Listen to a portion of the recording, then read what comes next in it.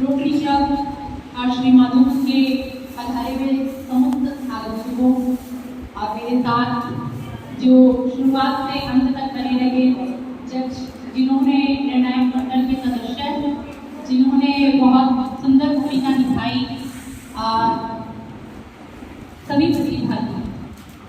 जब हम किसी में कार्यक्रम में प्रतिभागी बनकर या अपनी उपस्थिति या प्रस्तुति देते हैं तो हम पूरी मन लगन से देते हैं, लेकिन ये सफलता या असफलता इस बात का मतलब नहीं है कि हम में कुछ कमी नहीं, या हो सकता है कि कई बार हम पूरी तैयारी से भी आते हैं लेकिन फिर भी कहीं, जैसे नीरू मैडम ने कहा, कि हम ताल भूल जाते हैं या हम उससे तारतम्य नहीं बना पाते हैं।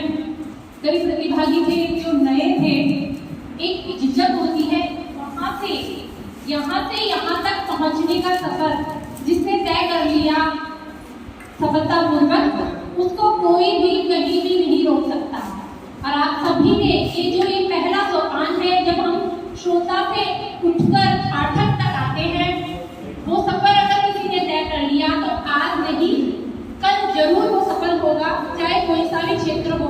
यहाँ आकर बोलना सबके साथ होता है। जब मैंने भी पहली बार माइक पकड़ा, मेरे साथ भी यही होता है, तो हम चाहते नहीं लेकिन कहीं ना कहीं झिझक हो जाती है और हम अपनी ताल से भटक जाते हैं।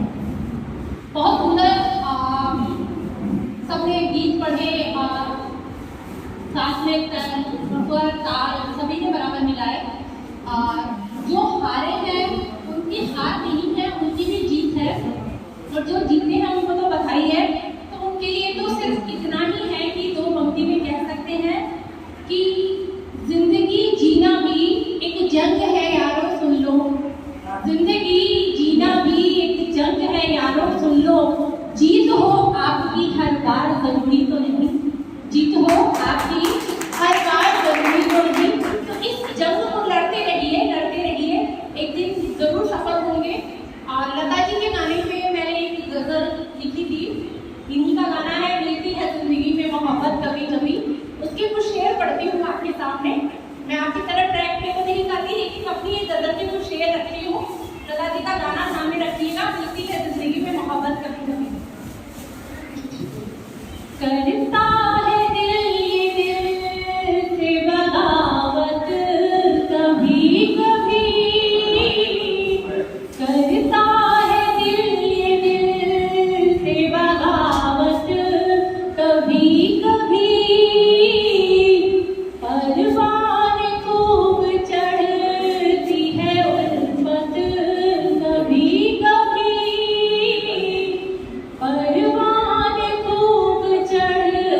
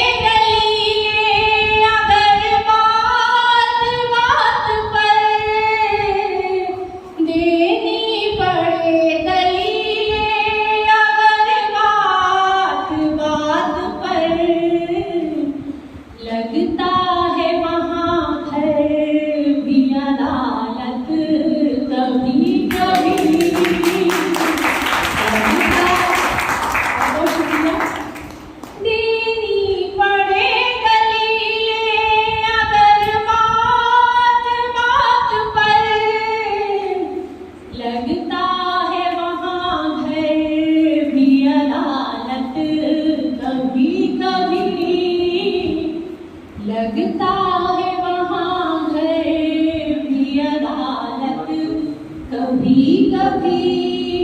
और अंतिम शेर है